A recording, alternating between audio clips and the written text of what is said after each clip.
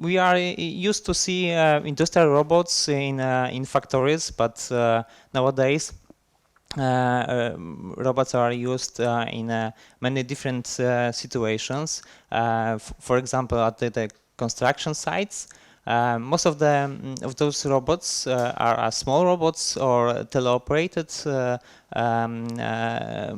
robots, because construction site is a very difficult situation for the robots, because it's very irregular and constantly changing in time environment.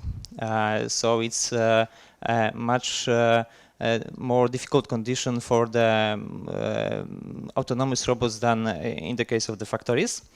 And of course, the introduction of the robots introduce also some threats to the workers.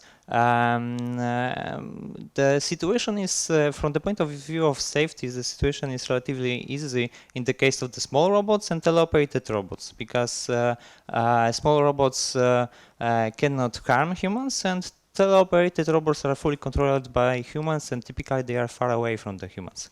But from the point of view of safety, the situation is the most difficult in the case of collaborative robots, especially high power robots, because at the construction site we need high power robots to perform some tasks, to lift heavy tools, for example, like drills. And virtual reality may be a very helpful tool to test new hardware, to test new software, new solutions, and safe and simulated environment and conditions. Okay, and if virtual reality simulated work environment is maybe used to assess the influence of configurable high-power collaborative robots on work safety. And for each type of work, the potential hazards can be identified. And for this, we can use expert inspection methods. So we can use the VR to choose the best solution for concrete realization of the collaborative robot. The use of VR for accident investigation facilitates new insights in the course of the events, and can provide perspective for the new development of technical and organizational measures for hazards and risk reduction. So we can use the VR at the early stage when we prepare a new type of robot, or improve the software of the collaborative robots. And as a result, the possibilities and restriction of using the configurable high-power collaborative robots at the construction sites will be determined. For example, we can choose the use cases with the highest usability and lowest levels of hazards. And of course, in VR, we can simulate as many use cases as we want, because it's much easier and cheaper than in a real environment. And here we have a set of examples of the use cases. The first one is collaborative transport. The second one is the supervised drilling. The third one is supervised spraying of insulation. And the fourth one is the collaborative assembly of formwork examples. And I have some movies showing how it looks in virtual environment. This is the collaborative transport of large or heavy elements. So the element is lifted by the robot, and the human worker grab the second end of this long object, and robots follows the movement of the of the human worker. And of course, the collaborative robots is some kind of semi-autonomous robots because the robot has to be aware of the surrounding. But the aims and goals of the work is are set by of course, by the human worker. The second use case is supervised drilling, and the first and the only task of the human worker is to point the points of drilling using a stickers or a paint. It could be on the wall, on the ceiling, everywhere where it's needed. And then when the human worker will be far away, enough far away from the robot starts drilling using high power drill.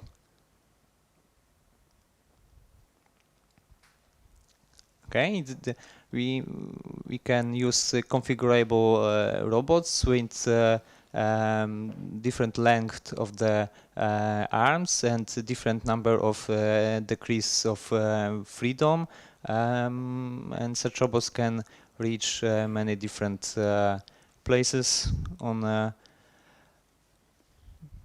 given construction site. This is the spraying of isolation. Similarly, as the previous case, the first task of the human worker is to point the area, which should be isolated. This task is, of course, simplified here just by moving the bars. But in real case, for example, paint or other type of sticker can be used to point the start and the end area of the installation, and the robot is equipped with a color camera, recognize colors and its surrounding to find the best approach path, and then to apply the insulation on the wall. So, and the human worker can be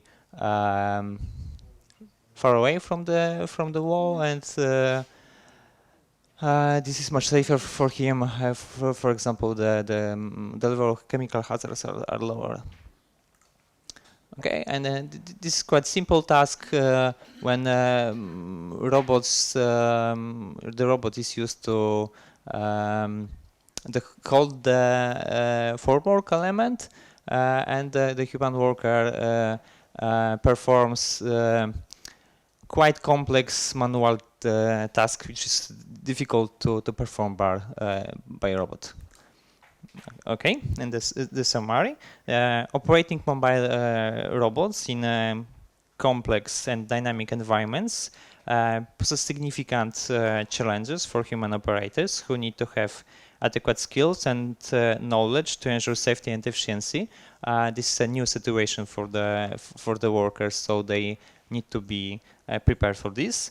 And interactive simulation in virtual reality can be used as a tool for testing new technical solutions, new hardware, new software of the semi-autonomous robots, as well as for training operators before the real robots will be used on the construction site, because it is a quite new thing on the construction site. So the typical human worker is not familiar with such solutions, and at this stage of introduction of new technology, new tools, is very important to train the workers. VR simulation can provide realistic and immersive scenarios that mimic the condition and constraints of the construction site.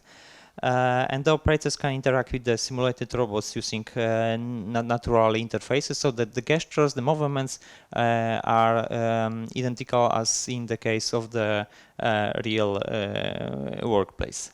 And virtual reality simulation can be also used to evaluate the usability and functionality of different robot designs and interfaces to identify potential hazards or risks associated with using mobile robots on site. And what is very important, we can also better assess the usability of different use cases, because robots are wonderful tools, but as similarly like all other tools, they have some limitations. So not always it's good to introduce robots on all types of works. So it's better to choose it wisely. For example, because the cost of the robots is very high. And future work, because this is an ongoing project and will be in August in next year. The future work is the definition of safety rules for the use of configurable high-power collaborative robots on the construction site. Use of VR simulation in improving robots design and software, and of course the test of the robot and guidelines on real construction site, because at the moment we have performed only tests in virtual environment, and as I said, this is an ongoing project, and the robot is still in the building phase, and we will be able to test on real construction site next year. Thank you very much for your attention.